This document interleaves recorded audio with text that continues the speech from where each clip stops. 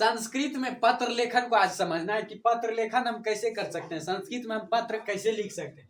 तो उसके लिए इन 3 पॉइंट को समझना जरूरी है। सबसे पहला है संबोधन, दूसरा है अभिवादन और तीसरा है पत्र का समापन। कि पत्र कैसे, तो 2 ही भाग है कि एक कैसे हमें बात करना है और कैसे समाप्त करना है। तो बात करने के 2 तरीके, एक है संबोधन, एक है अभिवादन। कि हम किसी को संबोधित कर रहे होते हैं, जैसे कि मान लीजिए कि हम कहीं पर स्टेज पर भाषण दे रहे हैं और डायरेक्टली अगर हम किसी से बात करें बिना नमस्कार प्रणाम किए सीधे तरीके से अगर बात करें तो वो संबोधन में आता है। लेकिन अगर हमें किसी को झुक कर जो है हम संबोधन, किसी के सामने झुक कर हम अपनी बात रखते तो वो अभिवादन में आता है।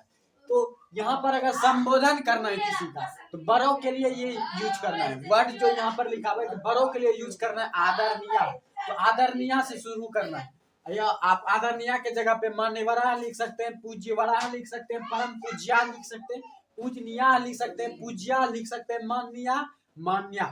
तो आप बड़ों के लिए जो ये यूज कर सकते हैं शुरुआत करने के लिए, पत्र संस्कृत में शुरू करने के लिए।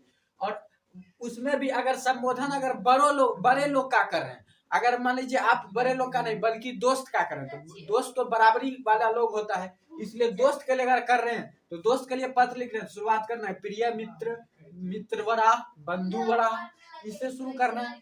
उसके बाद है छोटे लोगों का अगर पत्र लिख रहे हैं तो उसके लिए वर्ड लिखना है प्रिय, या दूसरा आयुष्मान आदि में बहुत सारे वर्ड होते हैं, मुख्यतः ये जो हम लिखे हैं यहाँ पर। उसके बाद अगर अधिकारी है कोई, जैसे मान लीजिए वीडियो को कोई जाति प्रमाण पत्र के लिए, आवास प्रमाण पत्र के लिए पत्र लिखना है, या हेडमास्टर को लिखना है, उस सब के लिए अगर अधिकारी है कोई उसके लिए महोदया यूज कर सकते हैं, मान्यवरा यूज कर सकते हैं। उसके बाद है अभिवादन किसी का करते हैं, अगर मान लीजिए आप किसी को नमस्कार करके पत्र लेखन शुरू करना चाहते हैं तो उसके लिए बड़ों के लिए आपको यूज करना है चरणयो नमामि, सादर प्रणाम।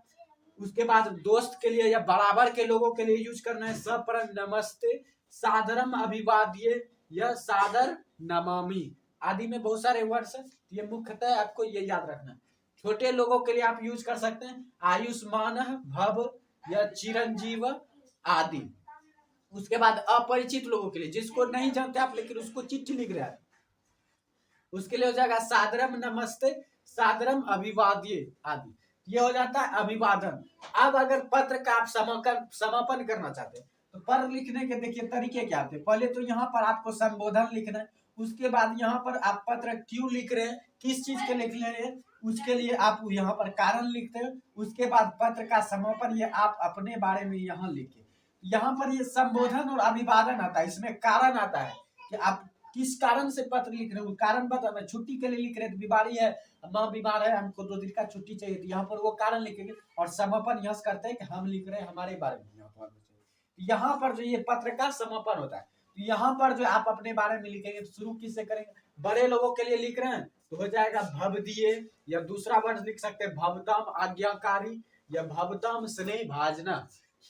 अगर मित्र के लिए लिख रहे हैं, बराबर के लोगों के लिए लिखेंगे भवताम मित्रम या शुभांकाक्षी और दूसरा शुभेक्षु।